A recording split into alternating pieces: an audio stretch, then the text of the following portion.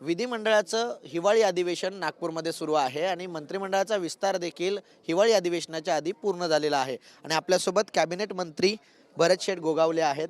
खरं तर त्यांच्या जॅकेटची सर्वत्र चर्चा होते. आपण बघतोय सुंदर असा जॅकेट आहे. रोज एक नवीन जॅकेट घालणार असल्याचं सुद्धा भरत शेठ सांगतायत. शेठ, जॅकेट नेमके किती शिवले होते? जॅकेट जेवढे माणसाला लागतात तेवढेच, प्रमाणापेक्षा जास्त नाही करायचं. आणि ठीक आहे, तो एक वेगळा विषय होता. प्रत्येकाला वेगवेगळी हौस असते आणि त्याप्रमाणे आमचं कामकाज चालू आहे. तर विरोधकांनी आत्तापर्यंत जी काय आमची चेष्टा मस्करी केली होती, चालवली होती, त्याला उत्तर चोख आदरणीय एकनाथ शिंदे साहेबांनी दिलेलं आहे मला मंत्रिपद देऊन. त्यामुळे मी पहिला शिंदे साहेबांचा आभारी आहे आणि माझ्या जनतेचा आभारी आहे. कारण त्यांनी मला ज्या वेळेला परत निवडून दिला त्याच्यामुळे मी मंत्री होऊ शकलो. म्हणजे आमदार झालो, आमदार होऊन मंत्री होऊ शकलो. हिवाळी अधिवेशन आहे. हिवाळी अधिवेशनमध्ये नेहमीच नागपूरमध्ये जरी थंडी असली तरी सुद्धा विरोधक हे वातावरण तापवण्याचा प्रयत्न करत असतात. या अधिवेशनामध्ये असं काही घडतंय असं वाटतंय? असे काही मुद्दे त्यांच्याकडे नसावेत. कारण आत्ता सगळे नवीन मंत्रिमंडळ, नवीन शासन सगळं आहे आणि आमदार पण सगळे नवीन निवडून आलेले आहेत आणि त्याच्यामुळे आत्ताचं जे तसं काय कामकाज एवढं नाही आहे आणि 5-6 दिवसाचं तर 6 दिवसाचं अधिवेशन आहे. त्याच्यामुळे फार मोठी त्यांच्याकडे काही संधी आहे कुठल्या बाबतीत असं नाही मला वाटत. असं नाही आहे. जे आमचे नेते आहेत एकनाथ शिंदे साहेब, यांनी बॅलन्सिंग ठेवून काम करत आहेत. सगळ्यांना आता काही काहींना थोडे बदल केलेले आहेत, काही नवीन चेहरे घेतलेले आहेत आणि त्याच्यामध्येही जर आम्ही सगळ्या मंडळींनी जर व्यवस्थित चांगलं काम केलं त्यानंतर परत काही लोकांना 2.5 वर्षांनी संधी पण देणार आहेत.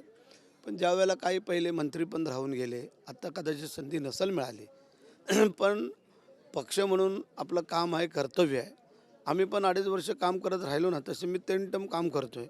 मग काम करत राहिलो आहे तर तुमचा विचार केला जाईल आणि अशा अनुषंगाने की माणसाशी कार्यकर्त्यांशी आपल्या पदाधिकाऱ्यांशी बोलणं चालणं व्यवस्थित, जर काही मंत्री असो किंवा काही आमदार असो किंवा काही जिल्हा प्रमुख हे सगळे असो, ह्यांनी जर कार्यकर्त्यांशी जर व्यवस्थित वागले तर कार्यकर्ते त्यांना डोक्यावर घेतात. पण कार्यकर्त्यांशी जर व्यवस्थित तुम्ही वागला नाहीत तर मग कार्यकर्ते त्याचा जय महाराष्ट्र पण करतात. गेले 2.5 वर्ष आपण मराठा आंदोलन पाहतोय, जरांगेंचं आंदोलन पाहतोय, त्यांचं उपोषण पाहतोय. मात्र जरांगेंना अंगावर घेणं याचं मला बक्षीस पक्षाने दिलं आहे असं भुजबळ म्हणालेले आहेत. भुजबळांना ज्यावेळेस संधी नाकारली जाते, भुजबळ यांच्यासारख्या ज्येष्ठ नेत्यांना, तर आपल्याला काय वाटतं? तो त्यांच्या पक्षाचा प्रश्न आहे.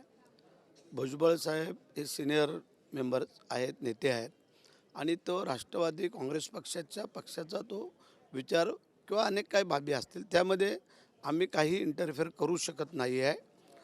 आणि ज्येष्ठ असल्यामुळे कदाचित त्यांना आणखीन काय जर वेगळी जबाबदारी देणार असलेत. आता भारतीय जनता पार्टीमध्ये पण काही मुनगंटीवारांसारखे चव्हाणांसारखे कुट्टेसारखे असे बरेचसे काही मंडळी आहेत की त्यांना पण मंत्रिपद नाही दिली.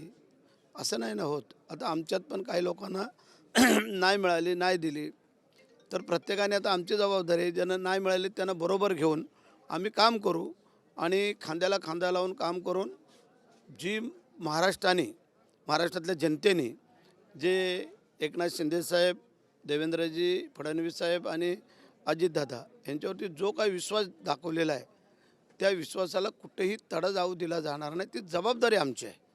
कारण आमची जबाबदारी काय आहे की जे गोरगरीब छोटे मोठे कार्यकर्ते येतील त्यांना भेटणं, त्यांच्या अडीअडचणी समजून सांगणं, त्यांचे काही कुठे अधिकाऱ्यांना फोन करणं, त्यांची छोटी मोठी कामं करणं, त्यांना काही मदत करणं, हे आमच्या लोकांचं काम आहे. बाकी CM DCM हे वरच्या लेवलची कामं पाहतील. काही दिल्लीवरनं फंडिंग आणणं, इथे कसं काय शेत जमा होईल आपला महाराष्ट्राचा, तो पुढच्या काही आम्ही शब्द दिलेले आहेत. आपले शिंदेसाहेब असतील, देवेंद्रजी असतील, अजितदादा जे निवडणुकीच्या वेळेला शब्द दिलेले आहेत त्या आता पूर्ण पण करायला पाहिजेत. ज्या काय लाभाच्या योजना आहेत त्या चालू ठेवायला पाहिजेत. तर अशासाठी त्या तिघांनी जास्त लक्ष देणं गरजेचं आहे.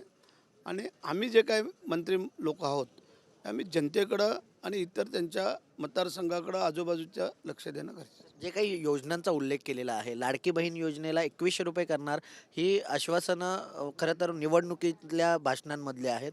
ती कधी पूर्तता होणार? कारण या संदर्भामध्ये आता विरोधक प्रश्न विचारतात. हे विचाराधीन चालू आहे. आत्ताच निवडणुका पार पाडलेल्या आहेत. त्यामध्ये बसतील ही मंडळी. कारण आत्ता आम्हाला एक वर्षाला जवळजवळ 25,000 कोटी रुपये जर लागत आहेत, तर 500 रुपयांनी त्याच्यात आणखीन ॲड होऊन किती कोटी लागत आहेत याची सगळी तजवीज करावी लागेल. त्यानंतर आमचं काही विकास निधी कामानं काय हे दिलेले आहेत, आश्वासनं दिलेले आहेत. अशा काही गोष्टी लक्ष देणं गरजेचं आहे. तर रायगड जिल्ह्याला 2 मंत्रिपदं आलेली आहेत, त्यामुळे रायगड जिल्ह्याचा पालकमंत्री कोण असा प्रश्न? ते आता आमचे नेते मंडळी ते ठरवतील. परंतु रायगड जिल्ह्यातल्या जनतेचं आमचं सगळ्यांचंच म्हणणं आहे की भरत शेठना पालकमंत्रीपद मिळावं. ही ऑल जनतेची मागणी असल्यामुळे मुख्यमंत्री उपमुख्यमंत्री त्यांचा विचार करतील. आणि मला असं वाटतं आहे की ते आपल्याकडे यावं, ते मिळेल. नक्कीच एकंदरीतच लाडकी बहीण योजना असेल, त्याचप्रमाणे रायगडचा पालकमंत्री असेल, या सगळ्या विषयांवरती सविस्तर चर्चा जी आहे ती मंत्री भरत शेठ गोगावले यांच्याशी केलेली आहे. व्हिडिओ जर्नलिस्ट नित्यानंद नाईकसह कुणाल भोईटे, जय महाराष्ट्र न्यूज, नागपूर.